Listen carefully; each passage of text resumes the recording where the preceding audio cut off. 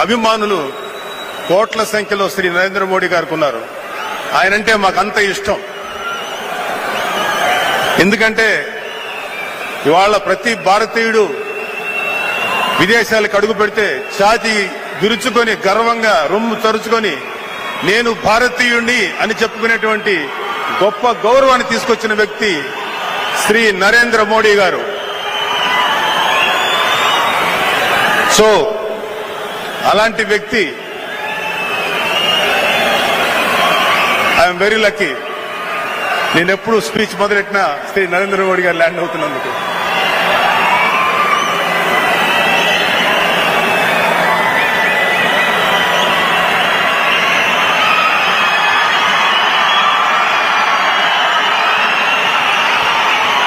భారత్ మాతా కీ, భారత్ మాతా కీ, భారత్ మాతా కీ.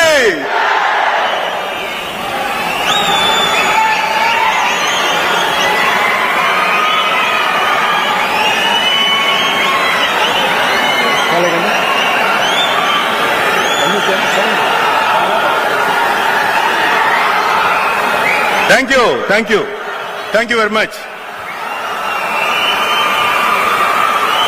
ఇది రాయల వారు ఏలిన రాయలసీమ.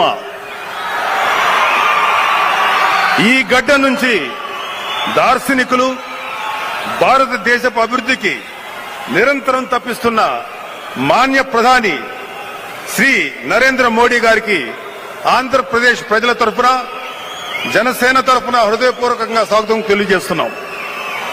మోడీ గ్యారంటీ, చంద్రబాబు నాయకత్వం, పవన్ కళ్యాణ్ విశ్వాసం రాష్ట్రానికి ఎంతో అవసరం అని ప్రధానమంత్రి గారు చెప్పిన మాటలు 5 కోట్ల మంది ప్రజలకు భరోసా కలిగించాయి.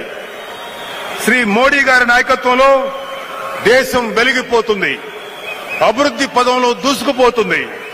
మన రాష్ట్రం గత 5 ఏళ్లుగా మాత్రం తిరోగమనంలో ఉంది. 25 సంవత్సరాలు వెనక్కి వెళ్లిపోయింది. ఇందుకు కారకుడు ఏమాత్రం పరిపాలనా దక్షత లేకుండా కక్షపూరితమైనటువంటి రాజకీయాలు చేసే ముఖ్యమంత్రి పరిపాలన చేయటమే. That is Jagan Mohan Reddy. YCP ప్రభుత్వం పరమ పవిత్రమైనటువంటి తిరుమల తిరుపతి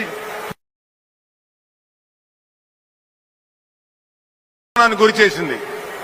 శ్రీవాణి దర్శనాల పేరుతోటి స్వామి దర్శనాన్ని వ్యాపారమయం చేసి సామాన్య భక్తులను ఇబ్బంది పెడుతుంది. శ్రీ మోడీ గారు అయోధ్యలో బాలరాముడి ఆలయం నిర్మిస్తే మన రాష్ట్రంలో శ్రీరామచంద్రుడి విగ్రహానికి తల నరికేశారు. గల్ఫ్ దేశాల్లో స్వామి నారాయణ మందిరం నిర్మింపజేసినటువంటి మన మోడీ గారు మన ధర్మాన్ని విస్తరింపజేస్తుంటే మన వైసీపీ ప్రభుత్వం వారు మన దేవతామూర్తుల విగ్రహాలని, చేతుల్ని నరికేస్తున్నారు, రథాల్ని తగలబెడుతున్నారు, హిందూ మతాన్ని అవమానిస్తున్నారు.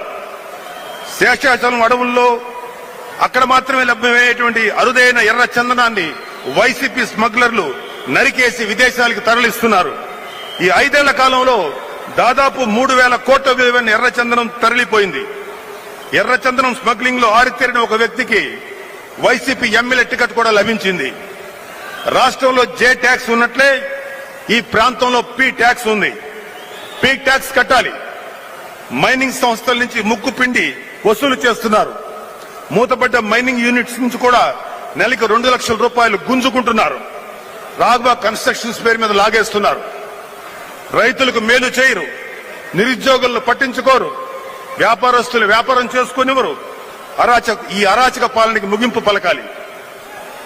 ఈ రాయలసీమ ప్రాంతం, ఎస్పెషల్లీ ఈ చుట్టుపక్కల ఉన్న అద్భుతమైన ఈ ప్రాంతం, చిత్తూరు ప్రాంతంలో ఉద్యాన పంటలకు పెట్టింది పేరు. అరటి, బొప్పాయి, మామిడి లాంటి పంటలు చాలా చక్కగా పండుతాయి. మదనపల్లి టమాటాకు ప్రసిద్ధి. ఈ ప్రాంత రైతులను ఆదుకోవాలి. అలాగే ఇక్కడ పంటలను ఆధారం చేసుకుని ఫుడ్ ప్రాసెసింగ్ యూనిట్స్ ఏర్పాటు చేయాలి.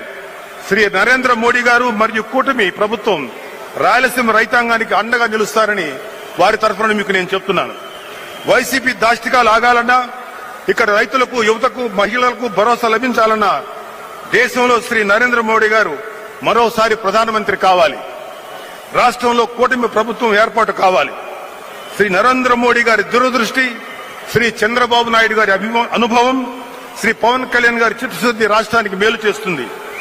శ్రీ నరేంద్ర మోడీ గారికి, శ్రీ చంద్రబాబు గారికి, శ్రీ పవన్ కళ్యాణ్ గారికి, అలాగే రాజంపేట నుంచి ఎంపీగా పోటీ చేయబోతున్నటువంటి మాజీ ముఖ్యమంత్రులు శ్రీ నల్లారి కిరణ్ కుమార్ రెడ్డి గారికి ఎల్లవేళ వెంకటేశ్వర ఆశీస్సులు ఉండాలని మనస్ఫూర్తిగా కోరుకుంటున్నాను.